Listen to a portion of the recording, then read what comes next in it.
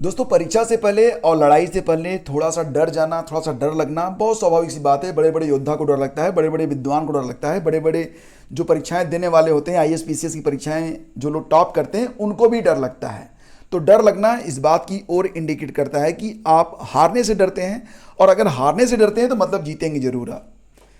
तो देखो, UP triple S C पेट की जो परीक्षा होने वाली है, इस परीक्षा की जो मिनिमम क्वालिफिकेशन है वो हाई स्कूल है। मतलब ये कि इसमें वो बच्चा भी एलिजिबल है जो कि हाई स्कूल पास कर चुका है, और अगर आप स्नातक पास कर चुके हैं तो आप उस बच्चे से कई गुना ज़्यादा योग्य हैं। इसका मतलब ये है कि जो क्वेश्चन का लेवल होगा, जो प्रश्न पत्र का लेवल होगा, वो इतना हार्ड तो नहीं होने वाला है कि एग्ज़ाम में वो आपके छक्के छुड़ा दे। ऐसा कुछ नहीं है। पिछले साल भी ऐसा ही हुआ था। खूब सारी तैयारियां लोगों ने की थी, बहुत सारे कोचिंग ज्वाइन किए थे, 6-6 महीने तक धुआंधार पढ़ाई की थी, और जब क्वेश्चन पेपर सामने आया तब वो लोगों को पता चला कि यार जितना पढ़ा था उसमें से तो नहीं आया। हाँ, जो कुछ नहीं पढ़ा था उसमें से जो भी आया है वो आसान है, बहुत डिफिकल्ट नहीं है। कुछ क्वेश्चन तो लॉजिकल थे, कुछ क्वेश्चन बहुत इजी थे जो आपको याद आ रहे होंगे, जिनकी आपने अपेक्षा नहीं की होगी कि ये भी आएगा, तो वो भी आ गया। और कुछ लोगों को तो ये भी लगा होगा कि अरे यार, इसकी तो बिल्कुल उम्मीद नहीं की थी, ये क्वेश्चन कैसे आ गया। तो ऐसे भी क्वेश्चन आपको मिलेंगे जो आपके चौंकाएंगे, वो इतने सरल होंगे। कुछ क्वेश्चन ऐसे भी होंगे जो कि आपको जो है वहाँ पर हैरान करेंगे कि ये कैसे पूछ लिया। मतलब हर तरह का स्वाद आपको मिलेगा, बहुत सरल प्रश्नों का भी, थोड़े कठिन प्रश्नों का भी, मध्यम वर्गीय क्वेश्चंस का भी। तो बिल्कुल डरने वाली बात नहीं है। एग्जामिनेशन हाल में बहुत सारे प्रश्न आपको आएंगे भी, बहुत सारे प्रश्न आपको नहीं भी आएंगे। तो सबकी हालत एक जैसी रहती है। कोई भी व्यक्ति जो है कंप्लीट नहीं होता, नहीं किसी की पढ़ाई एग्जाम से पहले पूरी होती है। मतलब ये कि जितना आपने पढ़ा है वो सफिशियंट है इस परीक्षा के लिए। अंडरलाइन करो, जितना आपने अभी तक पढ़ा है वो सफिशियंट है इस परीक्षा के लिए, इसलिए डरने की कोई बात बिल्कुल नहीं है। हाँ, एग्जाम के लिए निकल रहे हैं तो आपको बताना चाहेंगे, अपना जो एडमिट कार्ड है उस पर जो निर्देश दिया गया है उसको एक बार ध्यान से पढ़ लेना। मुख्य मुख्य बातें मैं आपको यहाँ पर बता देता हूँ। सबसे पहले तो आप ये ध्यान रखना कि आपके पास आपका अपना प्रवेश पत्र हो, 2 डार्ट पेन हो। एक डार्ट पेन जो है थोड़ा पतली चलती हो, एक मोटी चलती हो। ब्लैक डार्ट पेन रखना, ठीक है, सिर्फ ब्लैक डार्ट पेन रखना। हालांकि काली नीली दोनों दिया गया है, लेकिन ब्लैक इज ऑलवेज, मतलब ब्लैक हर जगह मान्य होता है, सर्वमान्य है, तो ब्लैक लेके जाना। और अपने साथ आधार कार्ड या ड्राइविंग लाइसेंस या पासपोर्ट या पैन कार्ड या मतदाता पहचान पत्र, वोटर आईडी कार्ड की मूल प्रति और उसकी एक फ़ोटो कॉपी रख लेना। और जो फ़ोटो आपने लगाया था फॉर्म भरते समय, उस फोटो की, उसकी जो है 2 कॉपी रख लेना। अगर कुछ लोग कह रहे हैं कि वो फ़ोटो तो नहीं है तो कोई बात नहीं, आपके एडमिट कार्ड पर जो है उसका स्क्रीनशॉट लेके उसकी फ़ोटो बनवा लो, अभी टाइम है, बन जाएगा। और फोटो के पीछे अपना नाम और रोल नंबर लिख लेना, ठीक है, ये ज़रूरी चीज़ है। तो आपके एडमिट कार्ड का पैरा 4 इंपॉर्टेंट है, इसको देख लेना। ये आपका चेक पॉइंट है कि क्या क्या लेके आपको जाना है। दूसरी बात ये कि परीक्षा केंद्र कोड 5 अंकों का रहेगा, गलती बिल्कुल मत करना। इसमें जो पहला 2 अंक होगा वो जिला कोड से रहेगा, अंतिम 3 अंक परीक्षा केंद्र कोड रहेगा, तो इसको बहुत ध्यान से भरना।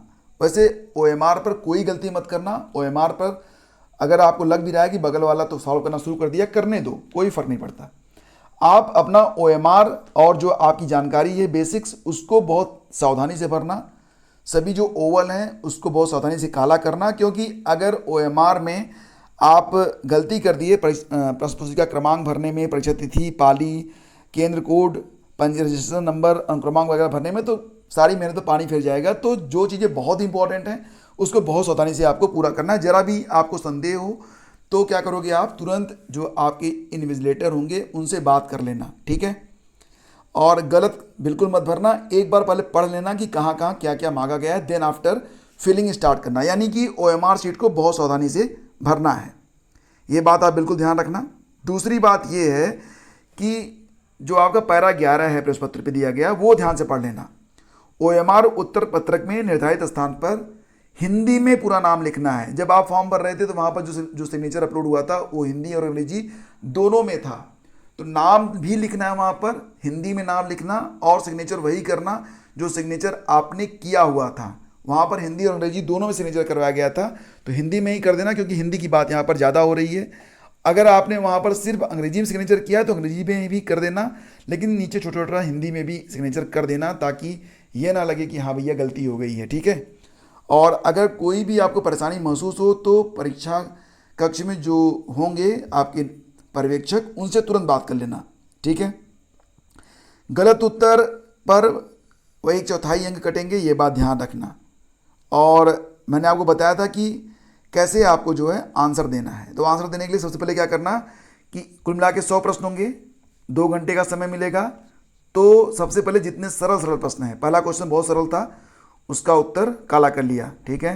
उसके बाद दूसरा क्वेश्चन 50-50 में है, छोड़ दिया। तीसरा एकदम नहीं आ रहा है, छोड़ दिया। चौथा वाला फिर आ रहा है, काला कर लिया। पांचवा आ रहा है, काला कर लिया। छठवां नहीं आ रहा है, छोड़ दिया। इस प्रकार से तो तेज गति से आगे बढ़ जाना। जितने भी आसान क्वेश्चन हैं जो एक बार में क्लियर हो रहे हैं, उनको उत्तर देते हुए आगे बढ़ जाना। फिर वापस आना उन प्रश्नों पर जो कि आप हल कर सकते हो। तीसरी बार लौट के आना उन प्रश्नों पर जिन पर 75 और 25 का मामला है। चौथी बार उन पर लौट के आना जिन पर 100% श्योर हो कि नहीं हो पाएगा। यानी इस प्रकार से आपको सरल से कठिन की ओर बढ़ना है। और ये नहीं कि पहला ही क्वेश्चन लेके बैठ गए और उसी में सारा समय निकल गया, तो ऐसा आपको नहीं करना है। मतलब समय का भी आपको ध्यान रखते हुए सभी प्रश्नों को अटेम्प्ट करने का प्रयास करना है। और उत्तर पत्रक पर व्हाइटनर, ब्लेड, रबड़ आदि प्रयोग वर्जित है। तो इसका मतलब ये कि आपको अपनी OMR सीट बहुत सावधानी से भरनी है। एक एक चीज़ पढ़ पढ़ के भरना, जल्दबाजी में नहीं कि देखा कुछ और भर कुछ और रहे हैं।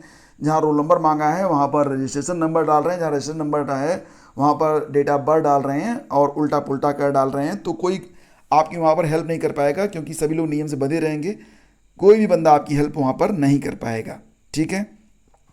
परीक्षा खत्म होगी तो आप अपना जो क्वेश्चन बुकलेट है वो ले जा सकेंगे और आपको जो आंसर की कैंडिडेट कॉपी भी आपको दे दी जाएगी, ठीक है। तो मैं पुनः कह रहा हूँ कि अपना एडमिट कार्ड ध्यान से पढ़ लेना। किसी बिंदु पर कोई कन्फ्यूज़न हो तो उसको अभी क्लियर कर लेना, एग्जामिनेशन हॉल में जाके क्लियर कर लेना, लेकिन गलती ना होने पाए।